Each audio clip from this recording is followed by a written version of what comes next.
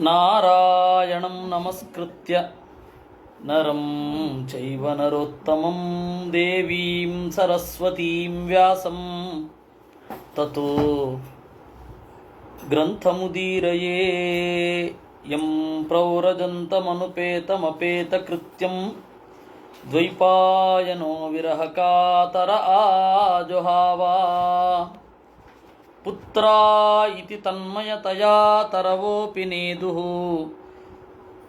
ತಂ ಸರ್ವಭೂತಹೃದಯಂ ಮುನಿಮಾನತೋಸ್ಮಿ ಯಸ್ಯಾನುಭಾವಮಖಿಲಶ್ರುತಿಸಾರಮೇಕಂ ಅಧ್ಯಾತ್ಮದೀಪಮತಿತಿತೀರ್ಷತಾಂ ತಮೋಂಧಂ ಸಂಸಾರಿಣಾಂ ಕರುಣಯಾಃ ಪುರಾಣಗುಹ್ಯಂ ತಂ ವ್ಯಾಸಸೂನುಮುಪಯಾಮಿ ಗುರುಂ ಮುನೀನಾಂ ನಾರಾಯಣಂ ನಮಸ್ಕೃತ್ಯ ನರಂ ಚೈವ ನರೋತ್ತಮಂ ದೇವೀಂ ಸರಸ್ವತೀಂ ವ್ಯಾಸಂ ತತೋ ಗ್ರಂಥಮುದೀರಯೇ ಮಾತರ್ಮೇ ಮಾತರಿಶ್ವನ್ನ ಪಿತರತುಲಗುರೋ ಭ್ರಾತರಿಷ್ಟಾಪ್ತಬಂಧೋ ಸ್ವಾಮಿನ್ ಸರ್ವಾಂತರಾತ್ಮನ್ ಅಜರಜರ ಇತರ್ಜನ್ಮ ಮೃತ್ಯಾಮಯಾನಾಂ ಗೋವಿಂದೇ ದೇಹಿ ಭಕ್ತಿಂ ಭವತಿ ಚ ಭಗವನ್ನೂರ್ಜಿತಾಂ ನಿರ್ನಿಮಿತ್ತಾಂ ನಿರ್ವ್ಯಾಜಾಂ ನಿಶ್ಚಲಾಂ ತದ್ಗುಣಗಣಬೃಹತೀಂ ಚಾಶ್ವತೀಂ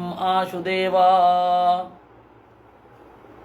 ಖಾಲಿ ಇದ್ದಲ್ಲಿ ಪ್ರತಿಧ್ವನಿ ಜಾಸ್ತಿ ಇರುತ್ತೆ, ತುಂಬಿದರೆ ಪ್ರತಿಧ್ವನಿ ಇರೋದಿಲ್ಲ. ಇದನ್ನು ಇವತ್ತು ನೆನ್ನೆ ಅಂತ ಕಾಣುತ್ತೆ. ನೆನ್ನೆ ನಡೆದ ವಾಟ್ಸ್ಯಾಪ್ ಚಾಟಿನಲ್ಲಿ ನಮ್ಮ ರಮೇಶ್ ಅವರು ಹೇಳಿದರು. ಅದರಿಂದಾಗಿ ಇವತ್ತು ನೋಡಿ ತುಂಬಿದೆ, ಪ್ರತಿಧ್ವನಿ ಇಲ್ಲ. ಇದು ಒಂದು. ಎರಡನೆಯದ್ದು, ನೆನ್ನೆ ಹೇಳಿದ ವಿಷಯಗಳು ಈ ಪ್ರತಿಧ್ವನಿಯ ಕಿರಿಕಿರಿಯಿಂದ ಎಷ್ಟೋ ಜನರಿಗೆ ಕನ್ವೆ ಆಗದಿರಬಹುದು. ಆ ಹಿನ್ನೆಲೆಯಲ್ಲಿ ಇದರ ಸಾರವನ್ನು ಇನ್ನೊಮ್ಮೆ ನಾನು ಗ್ರಹಿಸಿ ಇಡ್ತೇನೆ.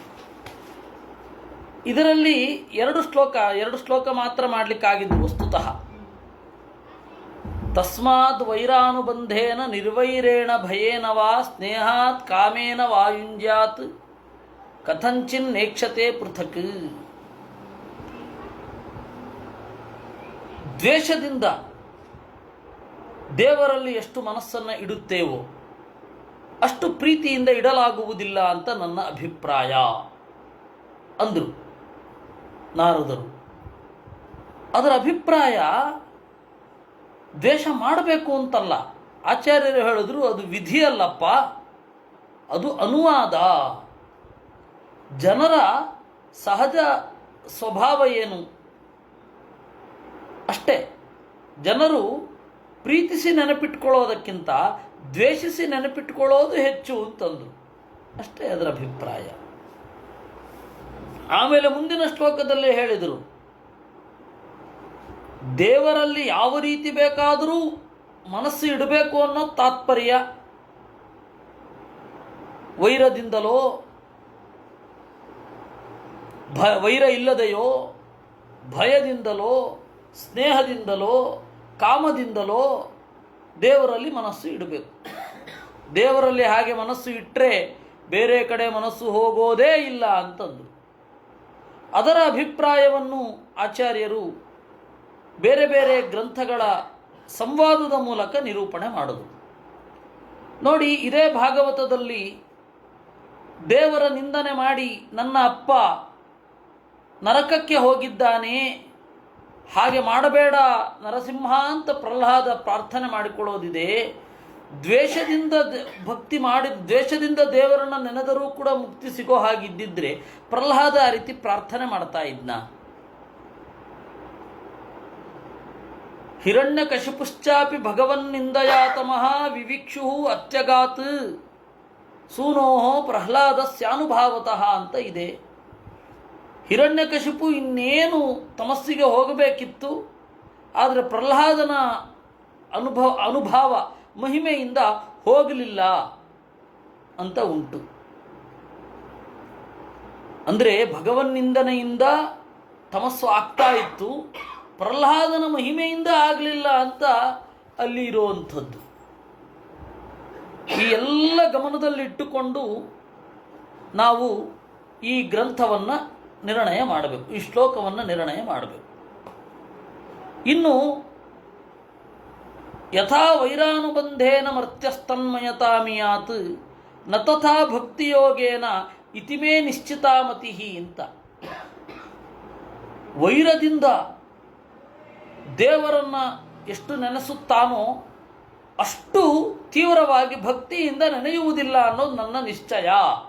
ಅಂದ್ರೆ ನಾವು ಇದನ್ನು ತೀರಾ ಮೇಲ್ಗಡೆಯ ಅರ್ಥದಲ್ಲಿ ತಗೊಳ್ತೇವೆ. ವೇದವ್ಯಾಸರಿಂದಲೇ ಪಾಠ ಕೇಳಿ ಬಂದ ಆಚಾರ್ಯರು ಅದನ್ನು ಬರೆದರು. ಕಲಿ ಮೊದಲಾದವರೆಲ್ಲ ಎಷ್ಟು ತೀವ್ರತೆಯಿಂದ ದ್ವೇಷ ಮಾಡ್ತಾರೋ, ವಿಪ್ರಚಿತ್ತಿ ಮೊದಲಾದವರು ಅಷ್ಟು ತೀವ್ರತೆಯಿಂದ ಇಂದ್ರಾದಿಗಳು ಪ್ರೀತಿಸುವುದಿಲ್ಲ. ಅಂದ್ರೆ ಏನು ಅಭಿಪ್ರಾಯ? ಕಲಿ ಎಷ್ಟು ತೀವ್ರವಾಗಿ ದ್ವೇಷಿಸ್ತಾನೋ ಅಷ್ಟು ಬ್ರಹ್ಮದೇವರು ತೀವ್ರವಾಗಿ ಪ್ರೀತಿಸ್ತಾರೆ. ವಿಪ್ರಚಿತ್ತಿ ಎಷ್ಟು ತೀವ್ರವಾಗಿ ದ್ವೇಷಿಸ್ತಾನೋ ಅಷ್ಟು ತೀವ್ರವಾಗಿ ಭೀಮಸೇನ ಪ್ರೀತಿಸ್ತಾನೆ. ಆ ತರಹ ದೈತ್ಯರ ದ್ವೇಷದಲ್ಲಿ ತಾರತಮ್ಯ ಇದೆ ಅನ್ನೋದನ್ನು ಹೇಳಬೇಕಿತ್ತು. ಅದಕ್ಕೆ ಈ ರೀತಿ ಹೇಳಿದ್ರು. ಇನ್ನು ಕೀಟಪೇಶಸ್ಕೃತ ವೃದ್ಧ ಕುಡ್ಯೇಯಾಂತ ಮನುಸ್ಮರನ್ ಸಂರಂಭ ಭಯಯೋಗೇನ ವಿಂದತೆ ತತ್ಸರೂಪತಾಂ ಅಂತ ಎಲ್ಲರೂ ಉಪಮೆ ಕೊಡ್ತಾರೆ. ಯಾವ ಯಾವ ಹಂತದಲ್ಲಿ ಈ ದೃಷ್ಟಾಂತವನ್ನು ಸ್ವೀಕಾರ ಮಾಡಬೇಕು ಅನ್ನೋದನ್ನು ಆಚಾರ್ಯರು ಇಲ್ಲಿ ಹೇಳುತ್ತಾರೆ. ಎಲ್ಲರೂ ಈ ದೃಷ್ಟಾಂತವನ್ನೇ ಕೊಟ್ಟುಬಿಡ್ತಾರೆ. ಒಂದು ಹುಳ ಇದೆ, ಅದನ್ನು ದೊಡ್ಡ ಹುಳ ಒಂದು ಕಿಡ್ನ್ಯಾಪ್ ಮಾಡುತ್ತೆ. ಕಿಡ್ನ್ಯಾಪ್ ಮಾಡಿ ಅದನ್ನು ಗೂಡಿನಲ್ಲಿ ಇಡುತ್ತೆ. ಇಟ್ಟಾಗ ಇದು ಏನು ಮಾಡಿಬಿಡುತ್ತೋ ಹುಳ, ದೊಡ್ಡ ಹುಳ ಅಂತ ಹೇಳಿ ಚಿಕ್ಕ ಹುಳಕ್ಕೆ ಭಯ. ಮುಕ್ತವಾಗಿದ್ದ ನನ್ನನ್ನು ಬಂಧನದಲ್ಲಿ ಇಟ್ಟಿದೆ ಅಲ್ಲ ಇದು ಅಂತ ಹೇಳಿ ದ್ವೇಷ. ಹೊತ್ತಿಗೆ ಊಟ ತಂದು ಕೊಡ್ತಾ ಇದೆಯಲ್ಲ ಅಂತ ಪ್ರೀತಿ. ಸಂರಂಭ ಅಂದರೆ ಸಿಟ್ಟು, ಸ್ವಾತಂತ್ರ್ಯಕ್ಕೆ ಅಡ್ಡಿ ಮಾಡಿದ ಸಿಟ್ಟು. ಭಯ, ಯೋಗ ಅಂತಂದರೆ ಭಕ್ತಿ. ಈ ಮೂರು ಸೇರಿದ್ದರಿಂದ ಆ ಹುಳ ಯಾವುದರ ಬಗ್ಗೆ ಭಯ ಪಡ್ತಾ ಇತ್ತೋ, ಯಾವುದನ್ನು ದ್ವೇಷಿಸ್ತಾ ಇತ್ತೋ, ಯಾವುದರ ಬಗ್ಗೆ ಸಿಟ್ಟು ಮಾಡಿಕೊಂಡಿತ್ತೋ ಅಂತೆಯೇ ಆಯಿತು. ಈ ದೃಷ್ಟಾಂತ ಯಾವುದಕ್ಕನ್ವಯಿಸುತ್ತೆ? ಮನುಷ್ಯರಿಗೆ ಎಂದರು ಆಚಾರ್ಯರು, ದೇವತೆಗಳಿಗಲ್ಲ.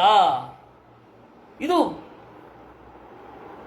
ನಮಗೆ ಈ ದೃಷ್ಟಾಂತ ಕೊಟ್ಟು ಕೂಡಲೇ ಎಲ್ಲರಿಗೂ ಹಾಗೆ ಅಂತ ಅಂದುಕೊಂಡು ಬಿಡ್ತೇವೆ. ಅಲ್ಲ, ಇದು ಮನುಷ್ಯರಿಗೆ. ವಿಶೇಷತಃ ಚೈತ್ಯಾದೀನಾಂ ಭಕ್ತಿಯುತತ್ವ ಪ್ರತಿಪಾದನಂ.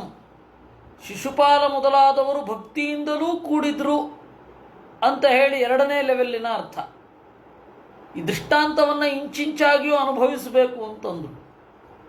ಇದು ದೇವತೆಗಳಿಗೆ ಅನ್ವಯ ಆಗುವಂಥದ್ದಲ್ಲ, ಮೂಲ ರೂಪದಲ್ಲೇ ಅನ್ವಯ ಆಗುವಂಥದ್ದಲ್ಲ. ಇದು ಶಿಶುಪಾಲ ಮೊದಲಾದವರು ದ್ವೇಷಿಸ್ತಾ ಇದ್ರು, ಸಿಟ್ಟು ಬರ್ತಾ ಇತ್ತು, ಯಾವಾಗಲೂ ಒಮ್ಮೆ ಪ್ರೀತಿ ಉಕ್ತಾ ಇತ್ತು. ಈ ಎಲ್ಲದರ ಸಮಷ್ಟಿ ಚೈದ್ಯಾದಿಗಳಿಗೆ ಇದು ಎಲ್ಲರಿಗೂ ಅನ್ವಯಿಸುವಂಥದ್ದಲ್ಲ. ಸ್ನೇಹಾದ್ಯಾಯತನ ನಾಶಾದ್ಯುಪದ್ರವೋಸ್ಯ ನಾಸ್ತೀತಿ ನಿರ್ವೈರೇಣ ಇತ್ಯುಕ್ತಂ. ಇನ್ನು ಸ್ನೇಹಾದಿ ಆಯತನ ನಾಶಾದಿ ಉಪದ್ರವೇಣ,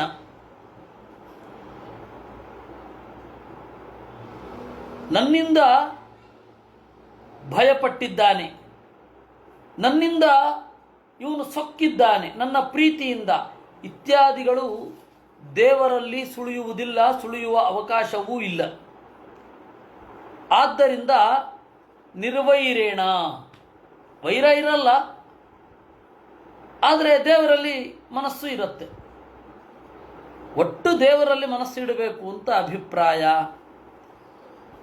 ಇನ್ನು ಏನು ಹೇಳಿದ ಹಾಗಾಯಿತು, ಕೀಟಪೇಶಸ್ಕೃತ ವೃದ್ಧ ಅನ್ನೋದರಿಂದ ಇನ್ನೂ ದೊಡ್ಡ ಸಂಗತಿಯನ್ನು ನಿರೂಪಣೆ ಮಾಡ್ತಾ ಇದ್ದಾರೆ. ಭೂಮಿಯಲ್ಲಿ ಹೆಚ್ಚು ಇರೋದು ದುರ್ಜನರೇ, ಸಜ್ಜನರು ಬಹಳ ಕಡಿಮೆ ಇದ್ದಾರೆ. ವೇದ ಉಂಟು, ತತಃ ಕಾನೀಯಸಾ ಏವ ದೇವಾಹ ಜಾಯತಾ ಅಸುರಾಹ ಅಂತ. ಅಸುರರು ಬಹಳ ಮಂದಿ, ಮೆಜಾರಿಟಿ ಅವರೇ.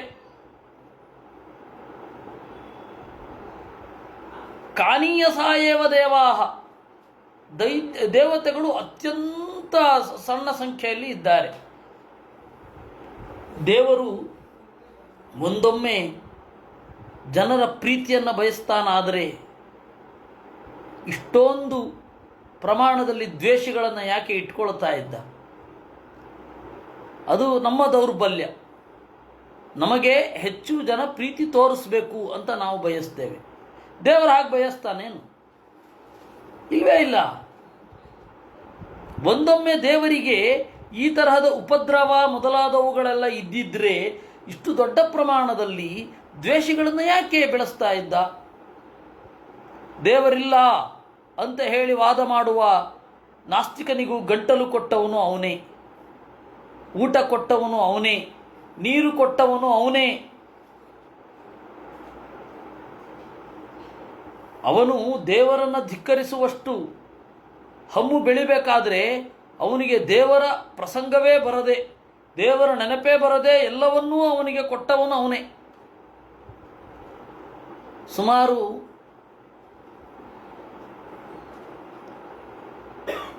ಈ ಮಾತಿಗೆ 15 ವರ್ಷ ಆಗಿ ಹೋಯಿತು. 2006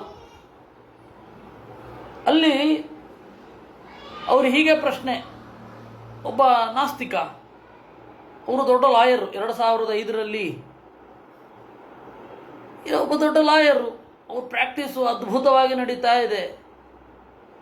ಅವರು ಬಂದು ಕೇಳಿದ್ರು, ನೋಡಿ, ದೇವರನ್ನು ಮೊರೆ ಹೊಕ್ಕುವಂತಹ ಅವಕಾಶ ಮತ್ತು ಅಗತ್ಯ ನನಗೆ ತೋರಿ ಬಂದಿಲ್ಲ, ನಾನು ದೇವರನ್ನು ನಂಬಬೇಕಾ? ಇದು ಅವ್ರು ಕೇಳಿದ್ದು. ನಾನು ದೇವರನ್ನ ನಂಬಬೇಕಾ? ದೇವರನ್ನು ಒಪ್ಪುವ ಅವಕಾಶವೇ ಬರ್ತಾ ಇಲ್ವಲ್ಲ. ನೋಡಿ, ಏನಾದರೂ ಕಷ್ಟ ಇದೆ ಅಂತಂದರೆ ದೇವರೇ ಪಾರು ಮಾಡಪ್ಪ ಅನ್ಬೇಕು, ಯಾವ ಕಷ್ಟವೂ ಇಲ್ಲ. ಏನಾದರೂ ಕೊರತೆ ಇದೆ ಅಂದರೆ, ನ್ಯೂನತೆ ಇದೆ ಅಂತಂದರೆ ದೇವರೇ ಇದನ್ನು ಮಾಡಪ್ಪ, ಈ ಸಮಸ್ಯೆ ಯಾವ ಸಮಸ್ಯೆಯೂ ಇಲ್ಲ, ಮತ್ತು ಯಾಕೆ ನಾನು ದೇವರನ್ನು ನಂಬಬೇಕು? ಸಮಸ್ಯೆ ಪರಿಹಾರ ಆಗಲಿಕ್ಕಾಗಿ ಅಲ್ವಾ ದೇವರಿರೋದು? ನಂಬಬೇಡಿ, ಬಿಡಿ, ಹಿಂದೆ ಬಿಟ್ಬಿಡಿ, ಯಾಕೆ ನಂಬ್ತೀರಾ ಅಂತ. ಅವರ ತಾಯಿ ಮತ್ತು ಅವರ ಹೆಂಡತಿ ಇಬ್ಬರು, ಏನು ಆಚಾರ್ಯ ನೀವು ಹೀಗೆ ಹೇಳೋದಾ? ನಂಬಬೇಡಿ, ಬಿಟ್ಬಿಡಿ ಅಂತ ಹೇಳ್ತೀರಲ್ಲ, ಕಷ್ಟ ಇಲ್ಲದೆ ಹೋದರೆ ದೇವ್ರನ್ನ ನೆನಿಬಾರದು ಅಂತನ. ಅಲ್ಲಪ್ಪ, ಅವ್ರಿಗೆ ಅರ್ಥ ಆಗಬಾರದು ಅಂತ ಹೇಳಿ ಅವ್ರಿಗಿದೆ, ನೀವು ಏನು ಮಾಡಿದ್ರು ಅರ್ಥ ಮಾಡಿಸ್ಲಿಕ್ಕಾಗಲ್ಲ, ಬಿಟ್ಬಿಡಿ ಅವ್ರನ್ನ ಅಂತ. ಕೆಲವೊಮ್ಮೆ ಹಾಗಾಗತ್ತೆ ನೋಡಿ. ನಾವು ದೇವರನ್ನ ಯಾವುದೋ ಒಂದಕ್ಕಾಗಿ ಬಯಸಿರ್ತೇವೆ.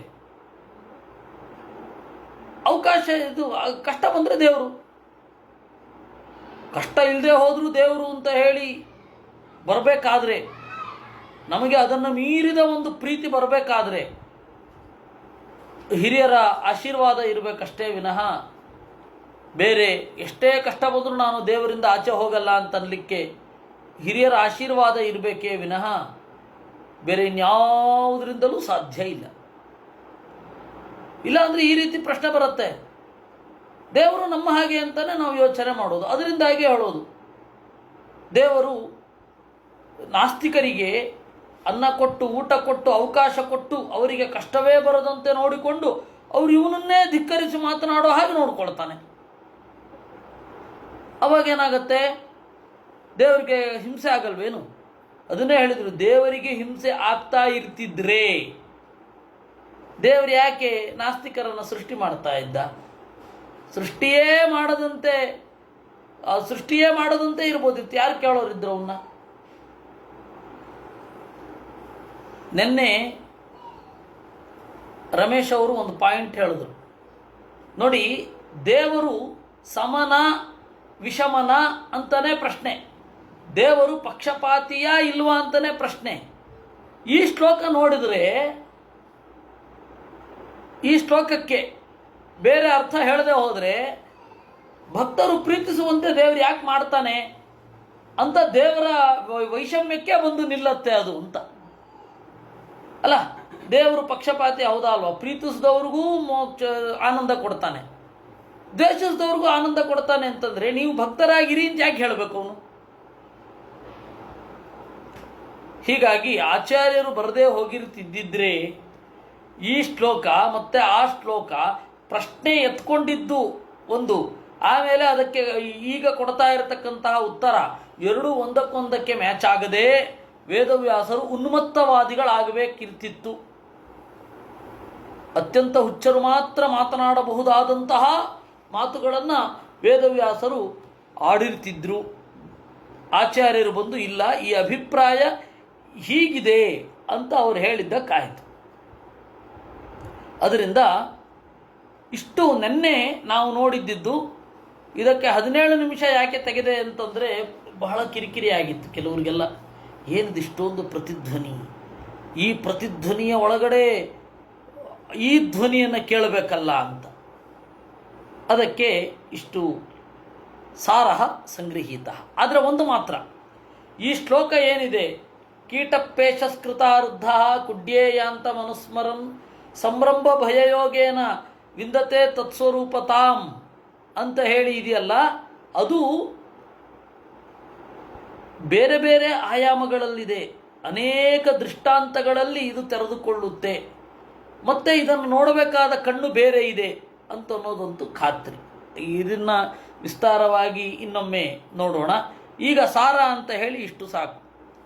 ಏವಂ ಕೃಷ್ಣೇ ಭಗವತಿ ಮಾಯಾ ಮನುಜ ಈಶ್ವರೇ ವೈರೇಣ ಧೂತ ಪಾಪ್ಮಾನಃ ತಮಾಪುರನುಚಿಂತಯ.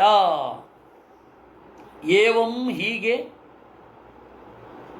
ಕೃಷ್ಣೇ ಭಗವತಿ ಪರಮಾತ್ಮ ಕೃಷ್ಣನಲ್ಲಿ, ದೇವರು ಎಂತಹವನು? ಮಾಯಾ ಮನುಜ.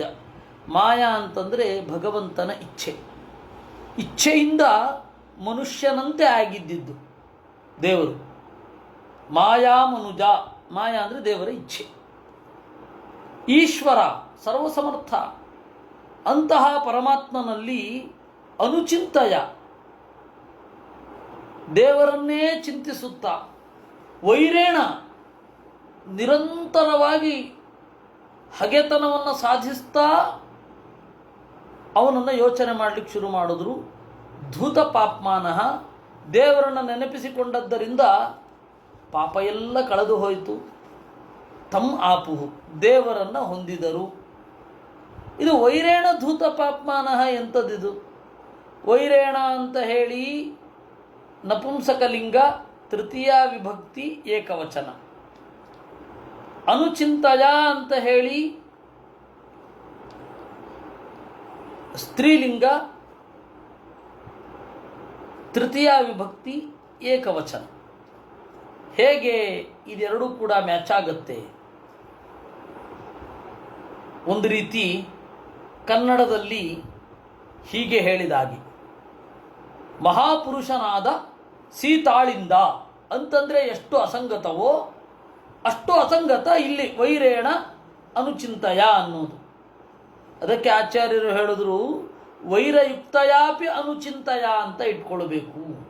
ವೈರೇಣ ಯುಕ್ತಯ ಅಂತನ್ನುವ ಪದವನ್ನು ಇಟ್ಟುಕೊಂಡು ವೈರದಿಂದ ಕೂಡಿರುವ ಅನುಚಿಂತೆಯಿಂದ. ವಸ್ತುತಃ ಈ ರೀತಿ ಇಟ್ಕೊಳ್ಬೇಕಾ? ಇಲ್ಲ, ಹಾಗೆ ಅರ್ಥ ಮಾಡ್ಕೊಳ್ಳಿಕ್ಕೆ ನಮ್ಮ ಕೈನಲ್ಲಿ ಆಗಲ್ಲ. ಆಚಾರ್ಯರು ಹೇಳಿದ್ದು ಹೀಗೆ, ವೈರೇಣ ಅನುಚಿಂತಯ ಅಂತ. ವೈರದಿಂದ, ಆ ವೈರದಿಂದ ಉಂಟಾದ ಅನುಚಿಂತೆಯಿಂದ. ಅಲ್ಲಿ ಸ್ತ್ರೀಲಿಂಗ ಶಬ್ದ ಬಳಸಿದ್ದಕ್ಕೆ ಬಹಳ ಕೃತ್ಯ ಇದೆ. ಬಹಳ ವೇದವ್ಯಾಸರ ಪದಪ್ರಯೋಗ ಒಂದು ಅದ್ಭುತ. ವೈರೇಣ, ವೈರದಿಂದ, ಅನುಚಿಂತಯ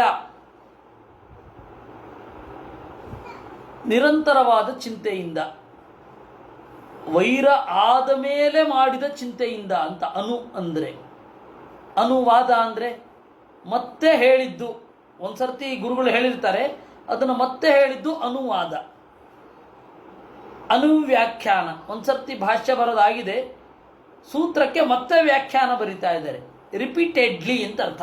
ಅಂತಂದರೆ ಅನು ಚಿಂತಯ ಅಂತಂದರೆ ಮತ್ತೆ ಚಿಂತನೆ ಮಾಡಿದ್ದು. ಅದು ಸ್ತ್ರೀಲಿಂಗವನ್ನು ಬಳಸಿದ್ರು. ಸ್ತ್ರೀಲಿಂಗವನ್ನು ಬಳಸಿದ್ದರ ಔಚಿತ್ಯ ಏನು ಗೊತ್ತಾ? ಈ ಅನುಚಿಂತನೆಯಿಂದ ಇನ್ನೇನೋ ಆಗಲಿಲ್ಲ, ಅನುಚಿಂತನೆಯೇ ಔಟ್ಕಮ್. ಅಂತಿಮ ಫಲ ಯಾವುದು ಅಂತಂದರೆ ಅನುಚಿಂತನೆ, ವೈರ ಅಲ್ಲ. ವೈರ ಅನ್ನೋದು ಅದು ದಾರಿ ಅಷ್ಟೇ, ಗುರಿ ಅಲ್ಲ.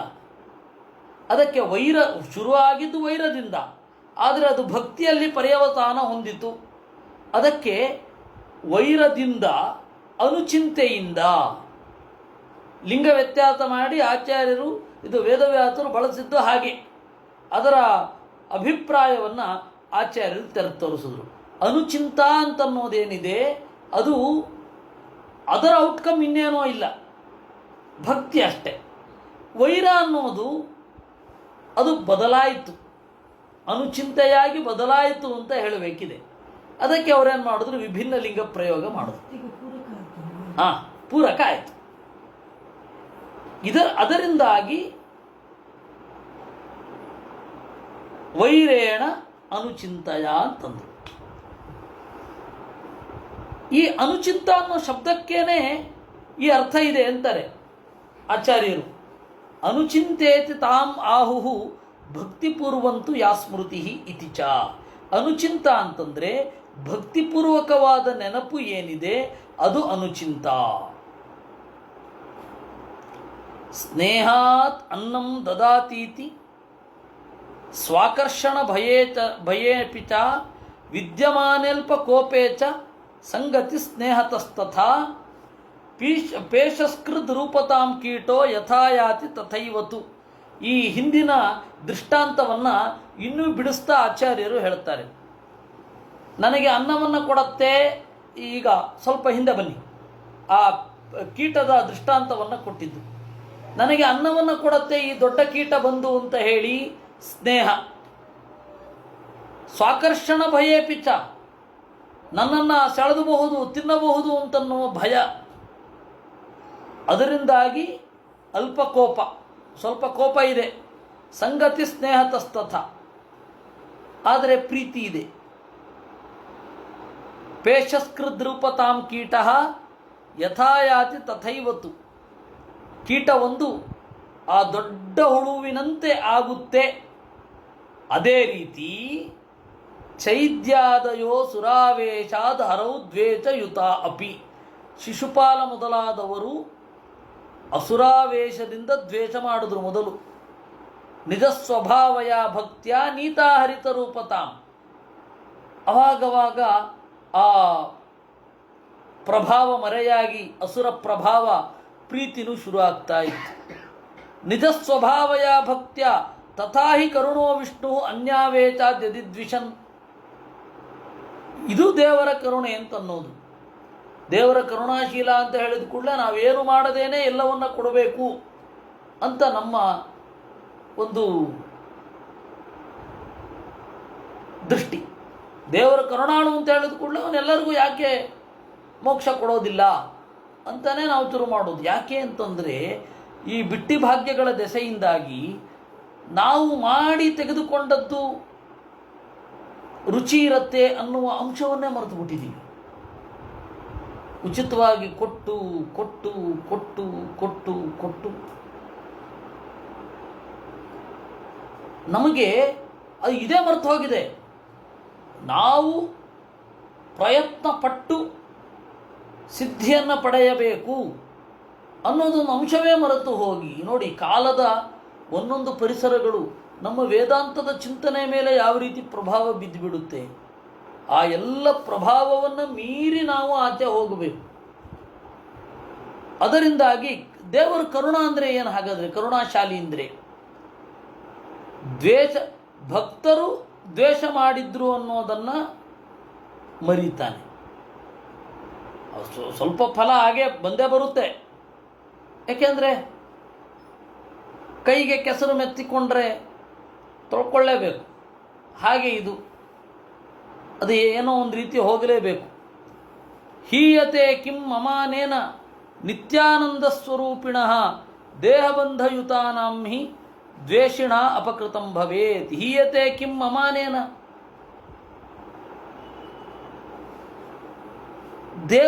ಜೀವರಿಂದ ದೇವರಿಗೇನೂ ಆಗಬೇಕಾಗಿಲ್ಲ, ಹಾಗಂತ ಅವನಿರಬಹುದು.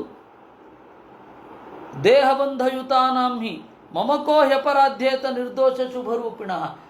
ನನಗೆ ಯಾರು ಅಪರಾಧ ಮಾಡಲಿಕ್ಕಾಗತ್ತೆ? ಯಾರೂ ಅಪರಾಧ ಮಾಡಲಿಕ್ಕಾಗಲ್ಲ, ಯಾರೂ ನನ್ನನ್ನು ನೋಯಿಸ್ಲಿಕ್ಕಾಗೋಲ್ಲ, ಯಾರೂ ನನಗೆ ಸಿಟ್ಟು ಬರೆಸೋದಿಲ್ಲ, ಬರೆಸ್ಲಿಕ್ಕಾಗೋದೂ ಇಲ್ಲ. ಅಥೋ ಮಯ್ಯಪರಾಧಸ್ತು ಸ್ವಸ್ಮಿನ್ನೇವ ನಮಃ ಭವೇತ್. ನನಗೆ ಅಪರಾಧ ಮಾಡಿದ್ರೆ ಅದು ಅವರಿಗೆ ಮಾಡಿಕೊಂಡಂತೆ, ನನಗಲ್ಲ. ಅಥೋ ಯದ್ಯಸುರಾವೇಶಾತ್ ಕೃತಮೇನೇನ ದುಷ್ಕೃತಂ. ಸ್ವಭಾವವೇ ಯಾರು ದ್ವೇಷ ಮಾಡ್ತಾರೆ ಅವರಿಗೆ ದೇವರೇನು ಮಾಡಲಿಕ್ಕೆ ಹೋಗಲ್ಲ. ಅದೇ ಸ್ವಭಾವ ಅಲ್ಲದೆ ಒಂದೊಮ್ಮೆ ಪ್ರಭಾವದಿಂದ ದ್ವೇಷಿಸಿದರೆ ಅದನ್ನು ದೇವರು ಮರೀತಾನೆ. ಹಾಗಾದರೆ ದುರ್ಜನರು ಪ್ರಭಾವದಿಂದ ಭಕ್ತಿ ಮಾಡಿದ್ರೆ ಅದಕ್ಕೆ ತಕ್ಕ ಫಲ ಕೊಟ್ಟೇ ಕೊಡ್ತಾನೆ. ಅತ್ಯಂತ ದುರುಳ ಭಕ್ತಿ ಮಾಡಿದಾಗ ಅವರಿಗೆ ತಕ್ಕ ಫಲವನ್ನು ಕೊಟ್ಟದ್ದು ಕಂಡಿದೆ. ಅನಾದಿ ಭಕ್ತೋ ಯಸ್ಮಾನ್ಮೇ ಮೋಚಯಿಷ್ಯೆ ತತಸ್ತ್ವಹಂ ಇತಿ ಮತ್ವಾ ಮೋಚಯತಿ ಚೈದ್ಯಾದಿ ನಪಿಕೇಶವ. ಇವನು ಅನಾದಿ ಭಕ್ತ, ಏನೋ ಒಂದು ಸ್ವಲ್ಪ ಈ ತರಹ ಆಗಿದ್ದಾನೆ, ಆದರೆ ನಾನು ಇವನನ್ನು ಕ್ಷಮಿಸ್ತೇನೆ ಅಂತ ದೇವರ ಸಂಕಲ್ಪ ಏನಿದೆ ಅದನ್ನು ಕರುಣೆ ಅಂತಾರೆ. ಇಷ್ಟು ಆಚಾರ್ಯರ ಅಭಿಪ್ರಾಯ. ಅಂದರೆ ವೇದವ್ಯಾಸರ ಹೃದಯವನ್ನು ಆಚಾರ್ಯರು ಬಿಡಿಸಿದ್ದು. ಅದರಿಂದ ಈ ಶ್ಲೋಕ ಇನ್ನೊಮ್ಮೆ ನೋಡೋಣ. ಏವಂ ಕೃಷ್ಣೇ ಭಗವತಿ ಮಾಯಾ ಮನುಜ ಈಶ್ವರೇ ವೈರೇಣ ಧೂತ ಪಾಪ್ಮಾನಃ ತಮಾಪುರನುಚಿಂತಯ. ಏವಂ ಹೀಗೆ ಮಾಯಾ ಮನುಜೆ ತನ್ನ ಇಚ್ಛೆಯಿಂದ ಮನುಷ್ಯನಾಗಿ ಕಾಣುವ ಈಶ್ವರೇ ಸರ್ವಸಮರ್ಥನಾದ ಭಗವತಿ ಪರಮಾತ್ಮನಲ್ಲಿ, ಭಗವತಿ ಕೃಷ್ಣೇ ವೈರೇಣ ದ್ವೇಷದಿಂದ ಉಂಟಾದ ಅನುಚಿಂತೆಯ ಭಕ್ತಿಪೂರ್ವಕವಾದ ಸ್ಮರಣೆಯಿಂದ ಧೂತ ಪಾಪ್ಮಾನಃ ಪಾಪವನ್ನೆಲ್ಲ ತೊಡೆದುಕೊಂಡು ತಮ್ ಆಪುಹು ಅವನನ್ನು ಹೊಂದಿದರು. ಇಲ್ಲಿ ಆಚಾರ್ಯರು ಮತ್ತೆ ಈ ಕೀಟ ಮತ್ತು ಪೇಶಸ್ಕಾರ ಹುಳು, ಕಂಚುವಾಳದ ಹುಳು ಅಥವಾ ಕಣಜದ ಹುಳು, ಆ ದೃಷ್ಟಾಂತವನ್ನು ಸ್ಪಷ್ಟೀಕರಿಸಿದ್ರು. ಈ ದೃಷ್ಟಾಂತ ಇರೋದು ಕೀಟ ಪೇಶಸ್ಕೃತ ವೃದ್ಧ ಅನ್ನೋದು ಮನುಷ್ಯರಿಗೆ, ಅಥವಾ ಅಸುರಾವೇಶದಿಂದ ದೇವರನ್ನು ತಾತ್ಕಾಲಿಕವಾಗಿ ದ್ವೇಷಿಸುವ ಸಾತ್ವಿಕರ ವಿಚಾರದಲ್ಲಿ ಅಷ್ಟೇ ವಿನಃ ಇದು ಸರ್ವವ್ಯಾಪಿ ಅಲ್ಲ. ಈ ದೃಷ್ಟಾಂತ ಅನ್ನೋದು ಬ್ರಹ್ಮಾದಿಗಳಿಗೂ ಅನ್ವಯಿಸುತ್ತೆ ಅಂತ ಎಲ್ಲ ಅಂದ್ಕೊಳ್ಬೇಡಿ, ಇದೇ ಎಲ್ಲ ಇಂದ್ರಾದಿ ದೇವತೆಗಳಿಗೂ ಅನ್ವಯಿಸುತ್ತೆ ಅಂತ ಅಂದುಕೊಳ್ಳಬೇಡಿ. ಈ ದೃಷ್ಟಾಂತದ ಮಿತಿ ಏನು ಅನ್ನೋದನ್ನು ಹೇಳೋದು. ಕಾಮ ಸ್ನೇಹಾತ್ ಭಯಾತ್ ದ್ವೇಷಾತ್ ಯಥಾ ಭಕ್ತೇಶ್ವರೇ ಮನಃ ಆವೇಶ್ಚ ತದಗಂ ಹಿತ್ವಾ ಭಾವಸ್ತದ್ಗತಿಂ ಗತಾಃ. ಕಾಮದಿಂದ, ಸ್ನೇಹದಿಂದ, ಭಯದಿಂದ, ದ್ವೇಷದಿಂದ ಪರಮಾತ್ಮನಲ್ಲಿ ಮನಸ್ಸನ್ನು ನೆಟ್ಟು ಆಮೇಲೆ ಭಕ್ತರಾಗಿ ತದಘಂ ಹಿತ್ವ ಆ ಪಾಪವನ್ನು ತೊರೆದು ಬಹಳ ಜನ ಗತಿಯನ್ನು ಹೊಂದಿದ್ದಾರೆ.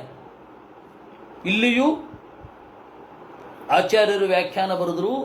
ಕಾಮಾದಿಭಿರಪಿ ಯಥಾವದ್ ಭಕ್ತ್ಯಾ ಸಹ ಮನ ಆವೇಶ್ಯ ತದಘಂ ದ್ವೇಷಾಧಿಕೃತ ಮಘಂ ಯಥಾಭೂತಯ ಭಕ್ತಿಯ ಹಿತ್ವ. ಕಾಮ ಮೊದಲಾದವುಗಳಿಂದಲೂ ಕೂಡ ದೇವರನ್ನ ಸಮೀಪಿಸಿ ಕ್ರಮೇಣ ಉತ್ಕಟವಾದ ಭಕ್ತಿಯಿಂದ ಮನಸ್ಸಿನಲ್ಲಿ ಇಟ್ಟು ತದಘಂ ಆ ಕಾಮದಿಂದ ದ್ವೇಷದಿಂದ ಉಂಟಾದ ಪಾಪ. ದೇವರು ನಮ್ಮ ತರಹದೇ ಕಾಮವನ್ನು ಹೊಂದಿದ್ದಾನೆ ಅಂತ ಹೇಳಿ ಸ್ತ್ರೀಯರು ಅಂದುಕೊಂಡಿರಲಿಲ್ವೇ? ಅದು ದೇವರನ್ನು ತಪ್ಪಾಗಿ ಚಿಂತಿಸಿದ ಪಾಪ ತಾನೇ. ಅದನ್ನು ಬಿಟ್ಟರು, ಏನು ಪರಿಣಾಮವೇ ಆಗಲಿಲ್ಲ. ಏಕೆಂದರೆ ಭಕ್ತಿ ಬಂದದ್ದರಿಂದ. ಭಕ್ತಿ ಬಂದದ್ದರಿಂದ ಭಕ್ತಿಗಿನ್ನ ಮೊದಲು ಯಾವ ಭಾವನೆ ಇರುತ್ತೆ, ಭಕ್ತಿಯಿಂದ ಭಿನ್ನವಾದ ಭಾವನೆ, ಆ ಭಾವನೆ ಅದನ್ನು ತೊಡೆದುಕೊಂಡ್ರು. ತದ್ಗತಿಂ ಗತಾಹ, ಅವನ ಗತಿಯನ್ನು ಹೊಂದಿದರು. ಇಷ್ಟು ಹೇಳಿ ಪರ್ಟಿಕ್ಯುಲರ್ ಆಗಿ ಹೇಳ್ತಾ ಇದ್ದಾರೆ ಯಾರ್ಯಾರು ಹೇಗೆ ಹೇಗೆ ಅಂತ. ಗೋಪ್ಯ ಕಾಮಾತ್ ಭಯಾತ್ ಕಂಸಃ ದ್ವೇಷಾತ್ ಚೈದ್ಯಾದಯೋ ನೃಪಾಃ ಸಂಬಂಧಾತ್ ವೃಷ್ಣಯಃ ಸ್ನೇಹಾತ್ ಯೂಯಂ ಭಕ್ತ್ಯಾ ವಯಂ ವಿಭೋ ಅಂತ. ವಿಭೋ ಧರ್ಮರಾಜನೇ ಅಂದರು ನಾರದರು. ಗೋಪ್ಯ ಕಾಮಾತ್, ಗೋಪಿಕೆಯರು ಕಾಮದಿಂದ ಮುಕ್ತಿಯನ್ನು ಹೊಂದಿದರು. ಕಂಸ ಭಯದಿಂದ,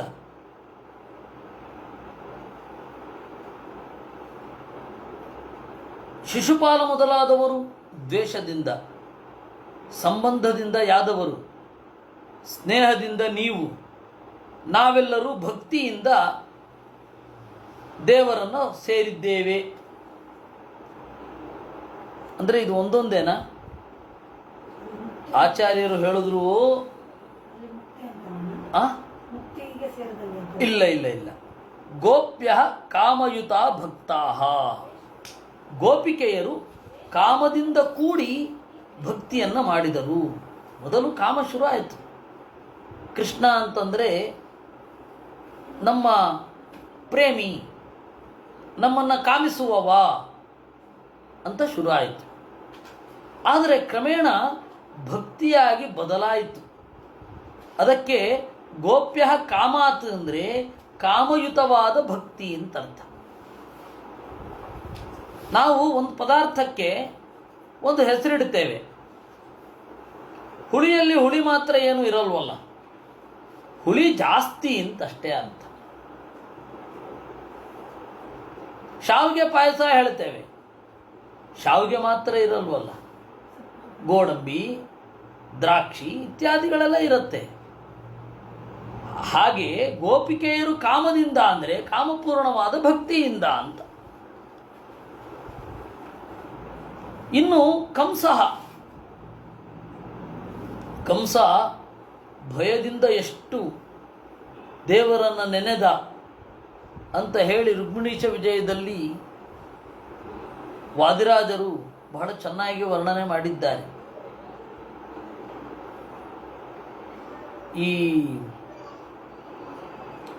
ಮ್ಯಾಕ್ಬೆತ್ ನಾಟಕದಲ್ಲಿ ಲೇಡಿ ಮ್ಯಾಕ್ಬೆತ್ ಅಂತ ಗಂಡನನ್ನು ದುಷ್ಕೃತ್ಯಕ್ಕೆ ಪ್ರಚೋದನೆ ಮಾಡಿ ಅವನನ್ನು ಕೊಲ್ಲು, ರಾಜನನ್ನು, ನೀನು ರಾಜನಾಗುತ್ತೀಯಾ ಅಂತ ಹೇಳಿ ಸೇನಾಧಿಪತಿಗೆ ಕಿವಿ ಚುಚ್ಚಿ ಕಚ್ಚಿ ಕಳಿಸಿದವಳು.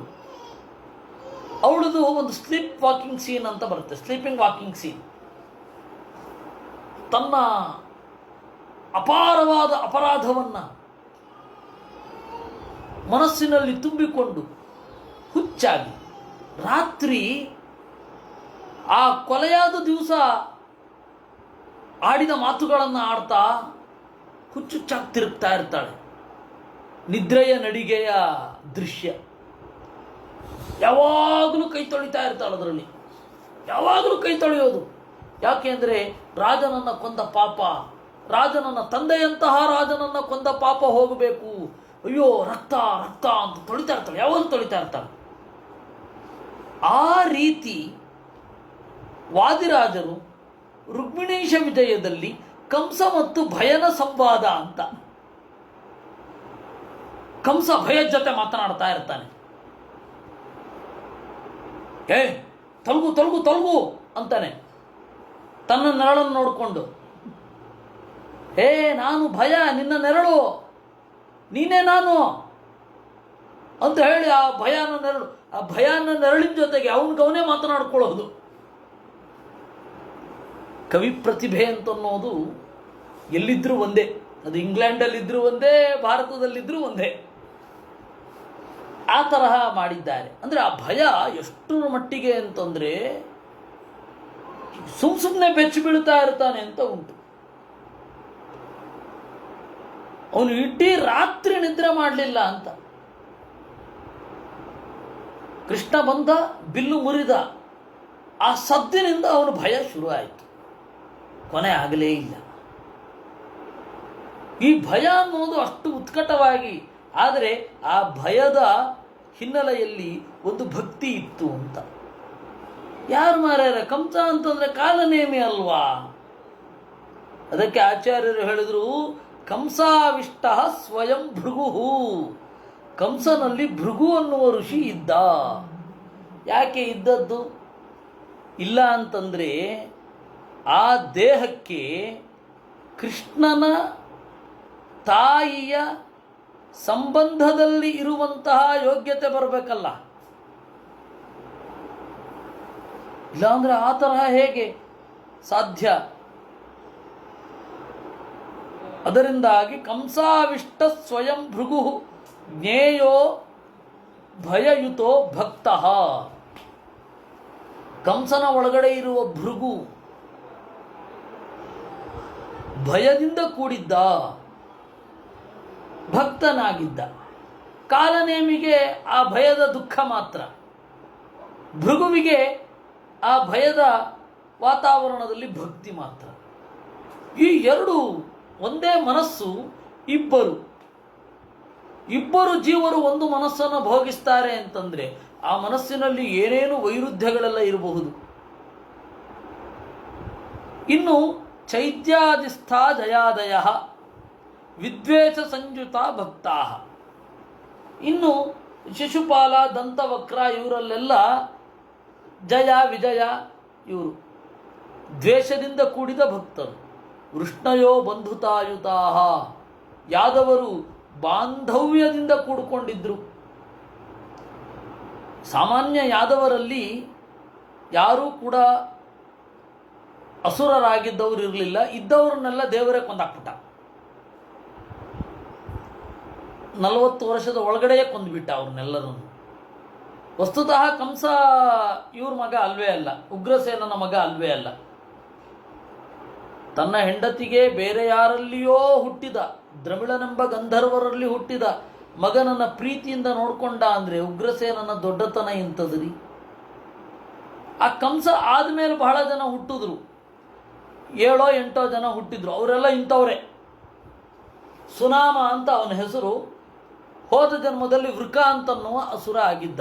ವೃಕ ಅಂದರೆ ಗೊತ್ತಾಗಲ್ಲ, ಭಸ್ಮಾಸುರ ಅಂದರೆ ಗೊತ್ತಾಗತ್ತೆ. ಅವನ ರಿಯಲ್ ನೇಮ್ ವಾಸ್ ವೃಕ. ಆದರೆ ಬಕ ಅಂತ ಹೇಳೋದ್ರೆ ಇದು ಭಸ್ಮಾಸುರ ಅಂದರೆ ಗೊತ್ತಾಗತ್ತೆ, ವೃಕ ಅಂದರೆ ಗೊತ್ತಾಗತ್ತೆ. ಆ ಭಸ್ಮಾಸುರನ ಕತೆ ಮುಂದೆ ಬರುತ್ತೆ 8ನೇ ಸ್ಕಂದದಲ್ಲಿ, ಅಲ್ಲಿ ನೋಡೋಣ. ಅದು ನಂತರ ನೋಡಿದ್ರೆ ಆಯ್ತು. ಇಲ್ಲಿ ಆ ಸುನಾಮ ಅನ್ನೋನು ಕಂಸನ ತಮ್ಮನಾಗಿ ಹುಟ್ಟಿದ್ದ, ಅದೇ ವೃಕ. ಭಸ್ಮಾಸುರ ಕಂಸನ ತಮ್ಮನಾಗಿ. ಅವರಿಂದ ಒಂದು ಅಕ್ಷೋಹಿಣಿ ಸೇನೆ ಇತ್ತು. ಅವರೆಲ್ಲ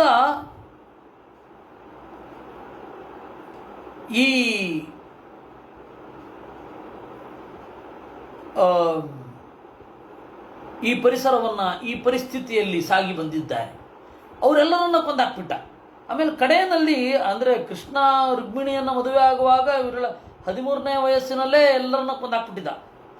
ಒಬ್ಬ ಉಳಿದಿದ್ದ, ಶತಧನ್ವ ಅಂತ. ಅವನು ಕೃತವರ್ಮನ ತಮ್ಮ.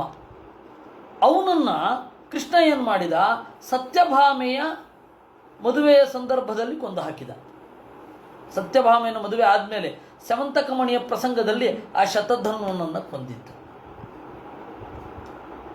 ಅದರಿಂದ ಅದು ಎಲ್ಲ ಯಾರೂ ಅಸುರರಿರಲಿಲ್ಲ. ಅದರಿಂದಾಗಿ ಇಲ್ಲಿ ಇಷ್ಟೇ ಹೇಳಿದ್ದು ವೃಷ್ಣಯೋ ಬಂಧುತಾಯುತಾ ಅಂತ.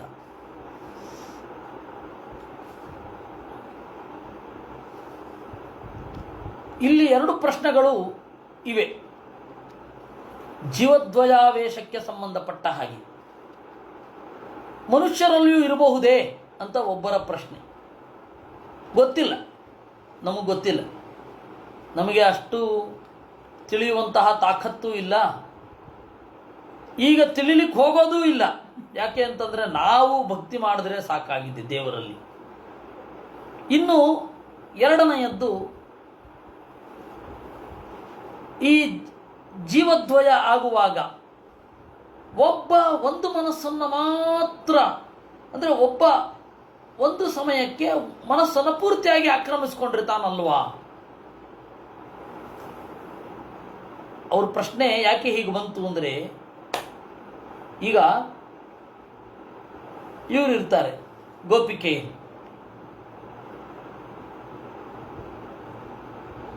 ಕಾಮದಿಂದ ಕೂಡಿರ್ತಾರೆ, ಅಲ್ಲಿ ಜೀವದ್ವಯ ಇಲ್ಲ. ಆದರೆ ಕಂಸ ದೇವರನ್ನ ನೋಡಿ ಭಯ ಬೀಳ್ತಾ ಇರ್ತಾನೆ. ಅವಾಗ ಭೃಗು ಆ ಮನಸ್ಸನ್ನು ಯೂಸ್ ಮಾಡ್ತಾ ಇರಲ್ಲ ಅಲ್ವಾ. ಯೂಸ್ ಮಾಡ್ತಾ ಇರಲ್ಲ ಅಂತ ಹೇಳಿದ್ರೆ ಭಯಯುತವಾದ ಭಕ್ತಿ ಹೇಗೆ ಅಂತ ಹೇಳಿದ್ರೆ, ಇಲ್ಲ ಸೈಮಲ್ಟೇನಿಯಸ್ಲಿ ಆಗ್ತಾ ಇತ್ತು. ಒಬ್ಬ ಜೀವ ಇರ್ತಾನೆ, ಒಂದು ಮನಸ್ಸನ್ನು ಯೂಸ್ ಮಾಡ್ತಾ ಇರ್ತಾನೆ, ಸೇಮ್ ಟೈಮ್ ಇನ್ನೊಬ್ಬ ಜೀವ ಆ ಮನಸ್ಸನ್ನು ಯೂಸ್ ಮಾಡ್ತಾ ಇರ್ತಾನೆ. ಅದರಿಂದಾಗಿಯೇ ಗೋಪ್ಯ ಕಾಮಾತ್ ಅಂತ ಹೇಳಿದ್ದು. ಆದರೆ ಇನ್ನೊಂದರ ಪ್ರಭಾವ ಕ್ಷೀಣವಾಗಿರುತ್ತೆ ಅಷ್ಟೇ. ಅದರಿಂದ ಇಲ್ಲಿ ಆಚಾರ್ಯರು ಹೇಳೋದು, ಜ್ಞೇಯೋ ಭಯಯುತೋ ಭಕ್ತ, ಭಯವೂ ಇದೆ ಜೊತೆಗೆ ಭಕ್ತಿಯೂ ಇದೆ ಅಂತ. ಅದರಿಂದಾಗಿ ಒಂದು ಟೈಮಲ್ಲಿ ಒಬ್ರದ್ದು ಡಾಮಿನೇಷನ್ ಇರುತ್ತೆ ವಿನಃ ಇಲ್ವೇ ಇಲ್ಲ ಅಂತ ಹೇಳಿ ಬರಲ್ಲ. ಡಾಮಿನೇಷನ್ ಒಬ್ರದ್ದು ಇರುತ್ತೆ. ಅದರಿಂದಾಗಿ ಕೂಡಲೇ ಬದಲಾಗ್ಬಿಡ್ತಾರೆ. ಅವನು ಶಿಶುಪಾಲ ಮತ್ತು ದಂತವಕ್ರ ಇಬ್ಬರು ಎದ್ರಂತೆ. ರುಕ್ಮಿಣಿಯ ಮದುವೆಗೆ ಮೊದಲು ಒಂದು ಮೀಟಿಂಗ್ ಮಾಡ್ತಾ ಇದ್ರು. ಆವಾಗ ಮೀಟಿಂಗ್ ಮಾಡುವಾಗ ಅವರು ಶಿಶುಪಾಲ ದಂತವಕ್ರ ಇಬ್ಬರು ಕೂಡ ಎದ್ದು ಹೇಳಿದ್ರಂತೆ, ನಮಗೆ ಒಮ್ಮೊಮ್ಮೆ ದೇವರಲ್ಲಿ ಉತ್ಕಟವಾದ ಭಕ್ತಿ ಉಂಟಾಗತ್ತೆ, ಅದೇ ಟೈಮಲ್ಲಿ ದ್ವೇಷವೂ ಉಂಟಾಗತ್ತೆ, ಏನು ಮಾಡೋಣ? ಏಕಕಾಲದಲ್ಲಿ ದ್ವೇಷನೂ ಉಂಟಾಗತ್ತೆ, ಪ್ರೀತಿನೂ ಉಂಟಾಗತ್ತೆ, ಏನು ಮಾಡೋಣ? ಆಗ ಜರಾಸಂಧ ದದರ್ಶ ತೌ ದಹನ್ನಿವ, ಸುಟ್ಟು ಬಿಡುವನೋ ಎಂಬಂತೆ ನೋಡಿದ ಅಂತೆ ಜರಾಸಂಧ. ಯಾಕೆಂದರೆ ಶಿಶುಪಾಲ ಅವನ ದತ್ತು ಮಗ, ಔರಸ ಪುತ್ರನಿಗಿಂತ ಮಿಗಿಲು, ಅಷ್ಟು ಅಭಿಮಾನಾಸ್ಪದನಾದ ವ್ಯಕ್ತಿ. ಈ ತರಹ ಹೇಳಿಬಿಟ್ರೆ ಯಾರಿಗೂ ಸಿಟ್ಟು ಬರಲ್ಲ. ಗಾಡ್ ಫಾದರ್ ಅಂತ ಹೇಳ್ತಾರಲ್ಲ, ಗಾಡ್ ಫಾದರ್ ಅಂತಂದ್ರೆ ಹೀಗೆ.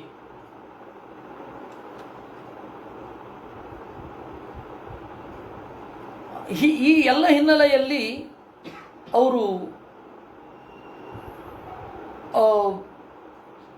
ಗಾಡ್ ಫಾದರ್ ಒಬ್ಬನಿಗೆ ಈ ತರಹ ಸಿಟ್ಟು ಬಂದು ಈ ತರಹ ಉಲ್ಟಾ ಹೇಳಿದ್ರೆ ಅಷ್ಟು ಸಿಟ್ಟು ಬರಬೇಡ. ಆಮೇಲೆ ಸಾಲ್ವಾ, ಏಯ್ ಕೂತ್ಕೊಳ್ಳಿ, ಏನೋ ಚಿಕ್ಕ ಹುಡುಗರು ಮಾಡಿದ್ದಾರೆ ಕ್ಷಮಿಸಿಬಿಡಿ ಅಂತ ಹೇಳಿ ಜರಾಸಂಧನಿಗಂದ. ಜರಾಸಂಧನಿಗೆ ಮತ್ತೆ ಪ್ರೀತಿ ಬಂದ್ಬಿಡ್ತು. ಈ ಶಿಶುಪಾಲ ದಂತವಕ್ರನಿಗೆ ಮತ್ತೆ ದ್ವೇಷ ಬಂದ್ಬಿಡುತ್ತೆ. ಹೆಂಗೆ ಸಾಧ್ಯ? ಒಂದೇ ನಿಮಿಷದಲ್ಲಿ ಕನ್ವರ್ಟ್ ಆಗ್ಬಿಡತ್ತಾ? ಹೀಗಿದ್ದು ಹಿಂಗೆ ಟರ್ನ್ ಆಗ್ಬಿಡತ್ತಾ? ಆಗತ್ತೆ. ಜೀವದ್ವಯಾವೇತ ಇರೋದ್ರಿಂದ ಇಬ್ಬರೂ ಜೀವರು ಒಟ್ಟಿಗೇನೆ ಮನಸ್ಸನ್ನು ಆಳೋದ್ರಿಂದ ಡಾಮಿನೇಷನ್ ಯಾರ್ದು ಅನ್ನೋದು ಡಿಪೆಂಡ್. ಎಷ್ಟು ಕಾಲ ಡಾಮಿನೇಷನ್ ಇರುತ್ತೆ ಅನ್ನೋದ್ರ ಮೇಲೆ ಡಿಪೆಂಡ್ ಆಗುತ್ತೆ. ಈ ಎಲ್ಲ ಹಿನ್ನೆಲೆಯಲ್ಲಿ ಈ ಚೈತ್ಯಾದಿಗಳ ಭಕ್ತಿಯನ್ನು ನೋಡಬೇಕು. ಇನ್ನು ವಿದ್ವೇಷ ಸಂಯುತ ಭಕ್ತಾ, ಇದು ವೃಷ್ಣಯೋ ಬಂಧುತಾಯುತ, ವೃಷ್ಣಿಗಳು ಬಂಧುಗಳಾಗಿದ್ದರು. ಯಾದವರಲ್ಲಿ ದೈತ್ಯರು ಬಂದರು. ಕಂಸನ ಪ್ರಭಾವದಿಂದಾಗಿ ದೈತ್ಯರು ಅವರ ಮುಂದಿನ ಕಂಸನ ನಂತರ ವಸುದೇವ ಹಾಗೂ ಆ ವಸುದೇವನ ವಸುದೇವ ಅಂತೀನಿ, ಉಗ್ರಸೇನ ಮತ್ತು ಅವನ ಮಡದಿಗೆ ಬಂದರು. ಇಲ್ಲಿ ಹುಟ್ಟಬಾರದು ಅಂತಿಲ್ವಲ್ಲ. ಬಹುಮಾನ ಸ್ನೇಹ ಸಾಮ್ಯಾತ್ ದೇವಾ ಭಕ್ತ ಪ್ರಕೀರ್ತಿತಾ. ನೋಡಿ, ದೇವತೆಗಳನ್ನು ಇಲ್ಲಿ ಹೇಳಲೇ ಇಲ್ಲ. ನೀವು ಒಂದು ಈ ಲೋಪವನ್ನು ಗಮನಿಸಬೇಕು. ಗೋಪ್ಯ ಕಾಮ ಅಂತಂದ್ರು, ಭಯಾತ್ ಕಂಸಾಹ ಅಂತಂದ್ರು, ದ್ವೇಷಾತ್ ಚೈದ್ಯಾದಯೋ ನೃಪಾಹ ಅಂದ್ರು, ಸಂಬಂಧಾತ್ ವೃಷ್ಣಯ ಅಂದ್ರು. ದೇವತೆಗಳನ್ನು ಹೇಳಲೇ ಇಲ್ವಲ್ಲ. ಅದಕ್ಕೆ ಹೇಳಿದ್ರು, ಹೌದು, ದೇವತೆಗಳನ್ನು ಹೇಳಲಿಲ್ಲ. ಯಾಕೆ ಅಂತಂದ್ರೆ ಶುದ್ಧ ಭಕ್ತಿ ಇರುತ್ತಲ್ಲ, ಬೇರೆ ಮಿಶ್ರಣವೇ ಇರಲ್ವಲ್ಲ. ಇಲ್ಲೆಲ್ಲ ಮಿಶ್ರಣದಲ್ಲಿರೋದನ್ನ ಹೇಳ್ತಾ ಇರೋದು. ಮತ್ತೆ ಆ ದೇವತೆಗಳೇ ಈ ಅವತಾರ ಮಾಡಿ ಬಂದದ್ದು. ಹಾಗೆ ಅವತಾರ ಮಾಡಿ ಬಂದಾಗ ಸತ್ವಗುಣ, ರಜೋಗುಣ, ತಮೋಗುಣಗಳ ಏರಿಳಿತಗಳು ಹಾಗೇ ಆಗತ್ತೆ ಅವರಲ್ಲಿ. ಒಬ್ಬ ಜೀವರಲ್ಲಿ ಸತ್ವಗುಣ, ರಜೋಗುಣ, ತಮೋಗುಣಗಳು ಹಾಗೆ ಆಗತ್ತೆ. ಅಲ್ಲಿ ಕ್ರಮೇಣ ಡಾಮಿನೇಷನ್ ಬಂದೇ ಬರುತ್ತೆ. ಒಂದರ ಡಾಮಿನೇಷನ್, ಸತ್ವದ ಡಾಮಿನೇಷನ್ನು, ರಜೋಗುಣದ ಡಾಮಿನೇಷನ್, ತಮೋಗುಣದ ಡಾಮಿನೇಷನ್ ಬಂದೇ ಬರುತ್ತೆ.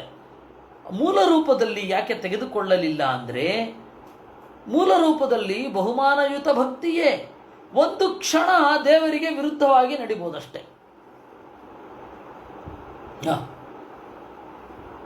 ಅದರಿಂದಾಗಿ ಈ ಎಲ್ಲ ಹಿನ್ನೆಲೆಯಲ್ಲಿ ನಾವು ನೋಡಬೇಕು.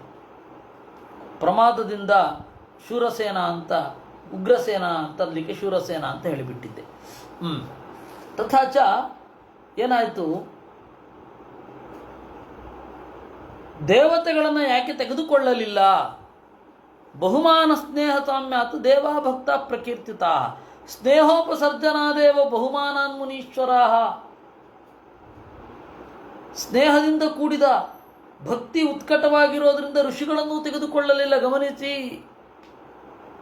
ಈ ಲಿಸ್ಟಿನಲ್ಲಿ ಋಷಿಗಳಿಲ್ಲ. ಯಾಕೆಂದರೆ ಶುದ್ಧ ಭಕ್ತಿ. ಆದ್ದರಿಂದ ಬಹುಮಾನೋಪಿ ದೇವಾನಾಂ ಋಷಿಭ್ಯ ಅಭ್ಯಧಿಕೋ ಮತಃ.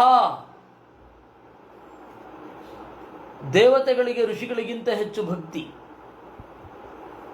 ಬ್ರಹ್ಮ ವೀಂದ್ರೇಂದ್ರ ಕಾಮಾದೇಹೆ ಇತರೇಚಾಂ ಯಥಾಪದಂ ಇತಿ ಬ್ರಹ್ಮತರ್ಕೆ. ಈ ಎಲ್ಲ ಹಿನ್ನೆಲೆಯಲ್ಲಿ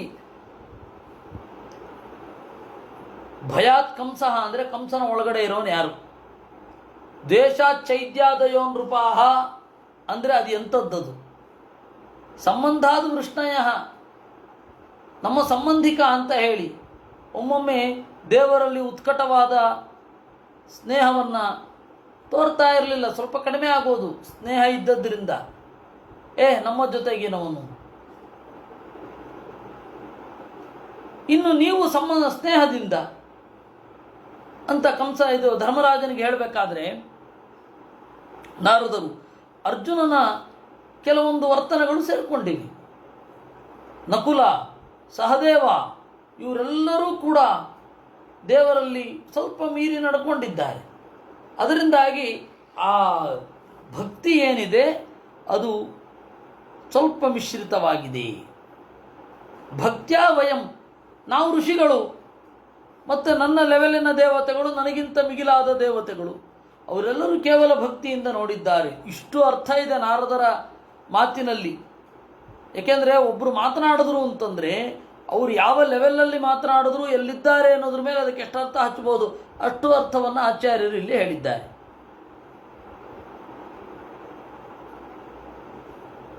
ಹೀಗೆ ಕಥಮೋಪಿ ನವೇನಸ್ಯ ಪಂಚಾನಾಂ ಪುರುಷಂ ಪ್ರತಿ ತಸ್ಮಾತ್ ಕೇನಾಪ್ಯುಪಾಯೇನ ಮನಃಕೃಷ್ಣೇ ನಿವೇಶಯೇತ್. ಇಷ್ಟು ಭಕ್ತರಲ್ಲಿ ಇಷ್ಟೊಂದು ಭಕ್ತಿಯ ವಿಧಗಳಿರುವಾಗ ವೇನ ಯಾವ ರೀತಿಯಿಂದಲೂ ದೇವರಲ್ಲಿ ಭಕ್ತಿ ಮಾಡಲಿಲ್ಲ. ಅದರಿಂದಾಗಿ ಅವನು ಕೆಳಗಡೆ ಬಿದ್ದದ್ದು. ಧರ್ಮರಾಜನ ಪ್ರಶ್ನೆ ಏನಿತ್ತು? ಅಲ್ಲ, ವೇನನಿಗೆ ಮುಕ್ತಿ ಆಗಲಿಲ್ಲ, ಇವರೆಲ್ಲರಿಗೂ ಕೂಡ ಮುಕ್ತಿ ಆಯಿತು, ದೇವರ ಸಾಮೀಪ್ಯ ಸಿಕ್ಕಿತು ಅಂತ ಹೇಳಿತು. ಅದಕ್ಕೆ ನಾರದರು ಉತ್ತರ ಕೊಟ್ಟರು, ಯಾವ ತರಹದ ಭಕ್ತಿಯೂ ಕೂಡ ವೇನನಿಗೆ ಇರಲಿಲ್ಲ. ಅದರಿಂದಾಗಿ ಅವನು ಕೆಳಗಡೆ ಬಿದ್ದ. ತಸ್ಮಾತ್ ಕೇನಾಪ್ಯುಪಾಯೇನ, ಯಾವುದೋ ಒಂದು ಉಪಾಯದಿಂದ ಮನಃ ಕೃಷ್ಣೇ ನಿವೇಚಯೇತ್, ಕೃಷ್ಣನಲ್ಲಿ ಮನಸ್ಸನ್ನು ಇಡಬೇಕು. ಇದನ್ನು ಆಚಾರ್ಯರು ಬಿಡಿಸಿದ್ರು. ಕಥಮೋಪಿ ಭಕ್ತಿಯೋಗೋ ನವೇನಸ್ಯ ತಸ್ಮಾತ್ ಕೇನಾಪಿ ಪ್ರಕಾರೇಣ ಉಪಾಯೇನ ಮನೋ ನಿವೇಶಯೇತ್ ನ ಅನುಪಾಯೇನ. ಯಾವುದಾದ್ರೂ ಒಂದು ಉಪಾಯದಿಂದ ದೇವರಲ್ಲಿ ಮನಸ್ಸು ಇಡಬೇಕು. ಉಪಾಯ ಅಂದರೆ ಟೆಕ್ನಿಕಲ್ಲ, ಉಪಾಯ ಅಂದರೆ ಭಕ್ತಿ ಅಂತಲೇ ಅರ್ಥ. ಉಪಾಯೋ ಭಕ್ತಿರುದ್ದಿಷ್ಟ ದ್ವೇಷಾದ್ಯ ಅನುಪಾಯಕಾಹ. ಹತ್ತಿರದಲ್ಲಿ ತಿಳಿಯುವುದು, ಹತ್ತಿರದಲ್ಲಿ ಹೊಂದುವುದು ಉಪಾಯ. ಉಪಾಯ ಅದು ಭಕ್ತಿಯೇ, ಬೇರೆ ಆಗೋದೇ ಇಲ್ಲ. ದ್ವೇಷಾದಿಗಳು ಉಪಾಯ ಆಗೋದೇ ಇಲ್ಲ. ಅದರಿಂದ ಕೇನಾಪಿಪಾಯೇನ ಅದನ್ನು ಈ ವಾಕ್ಯದಿಂದ ಪ್ರತ್ಯೇಕವಾಗಿ ತೆಗೆದುಕೊಳ್ಬೇಕು, ಈ ಹಿಂದಿನ ವಾಕ್ಯಕ್ಕೆ ಸೇರಿಸಬಾರದು ಅಂತ ಆಚಾರ್ಯರು ಹೇಳಿದ್ರು. ಯಾಕಂದರೆ ಶಬ್ದ ನಿರ್ಣಯದಲ್ಲಿ ಉಪಾಯ ಅನ್ನೋದಕ್ಕೆ ಭಕ್ತಿ ಅಂತ ಅರ್ಥ ಇದೆ.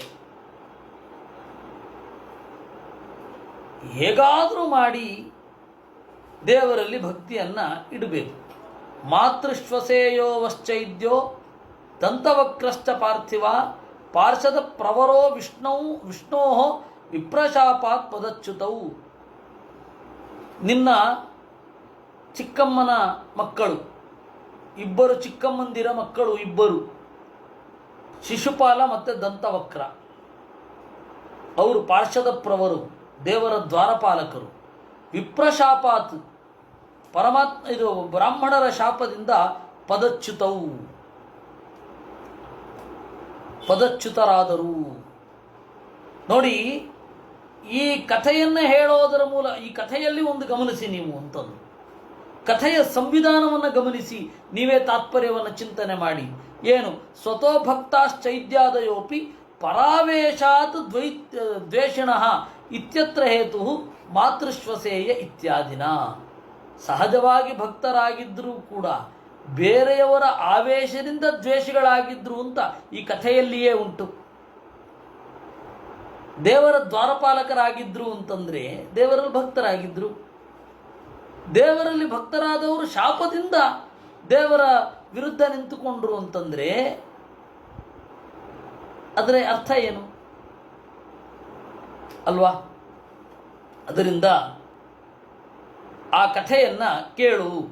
ಅದಕ್ಕೆ ಯುಧಿಷ್ಠಿರ ಏನು ಪ್ರಶ್ನೆ ಕೇಳಿದ, ಅದಕ್ಕೆ ಉತ್ತರ ರೂಪವಾಗಿ ಏನು ಕಥೆ ಬಂತು ಅಂತ ಹೇಳಿ ಅದು ಮುಂದೆ ನೋಡೋಣ. ಕೃಷ್ಣಾರ್ಪಣಮಸ್ತು. ಅನೇನ ಭಾವಿ ಯತ್ ಪುಣ್ಯಂ ತದಾಪ್ನೋತು ಪಿತಾಮಹ.